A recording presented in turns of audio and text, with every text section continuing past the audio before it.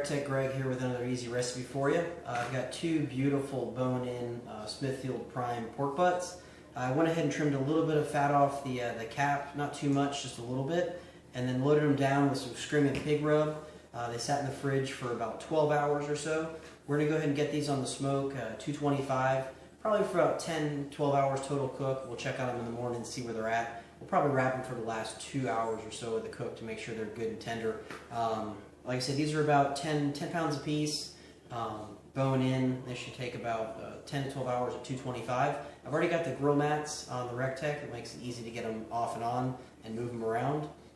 So I'll see you at the RT-680.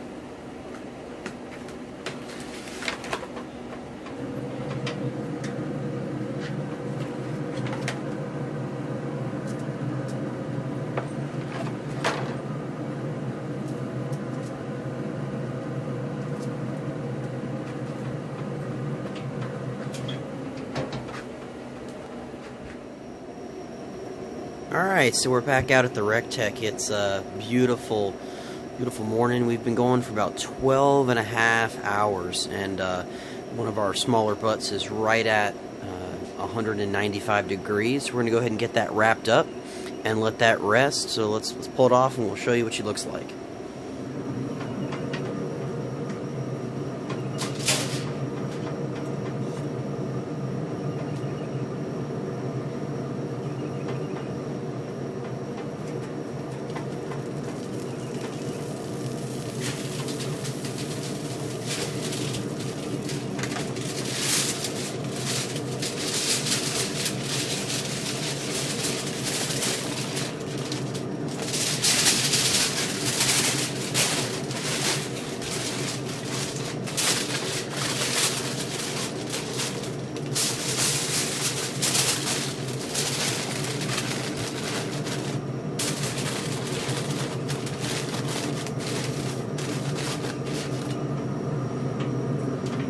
What we're going to do is we're going to stick that in this aluminum pan, and I got some more cooking to do.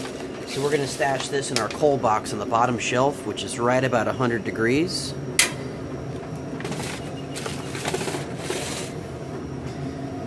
Turn this around this way, and we'll let that rest in there for about an hour and a half, 2 hours. Like I said, that other butt's probably got another 45 minutes to an hour, so we'll let this one rest before we pull it this afternoon.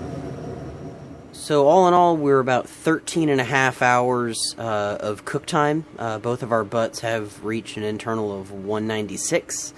I've got the RT-680 turned off. Both of our butts, as you can see, is in the cold box. We're going to use this as just a little holding area. It's just a hair over 100 degrees on the bottom, same at the top. I've had the RT-680 off for about 5 minutes or so. Replace the foil on the bottom because I'm going to cook some cobbler and just want to make sure we don't have any grease issues. So those are going to rest for about 2 hours, making that a total process of about 15 and a half hours from start to finish. So next time we'll be pulling us some barbecue. Alright, so our pork butts have rested for about 2.5–3 hours. We'll go ahead and unwrap this. I've got a clean pan here that I'll kind of pull that in. Smells really good.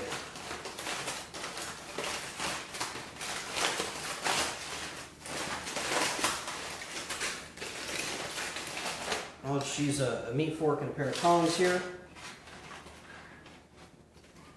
can see it's not even going to let me lift it out, it's so tender. Do our best. There we go. And the juice that's in the bottom of this pan, don't get rid of. We'll use that to kind of sauce our pulled pork. Alright, so the real test here is this bone that comes out clean. Give it a little shake. Piece of that bark is holding that on. So there you go. Look at that clean bone right there.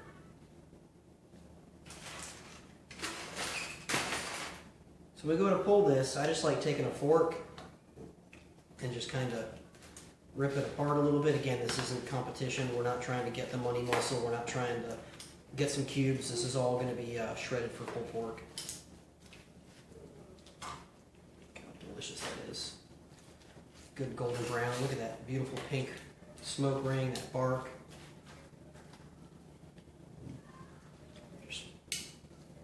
I like a pretty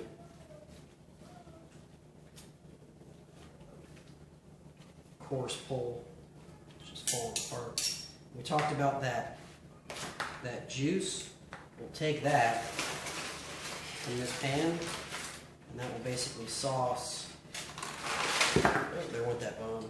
Sauce our pulled pork. Most of that fat rendered out before we wrap, so that's nothing more than a really nice smoke, juicy pork flavor.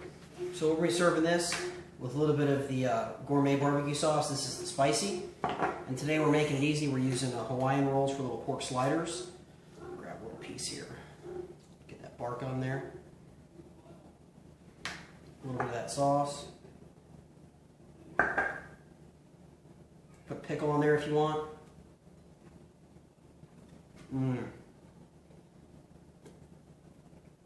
Delicious pulled pork.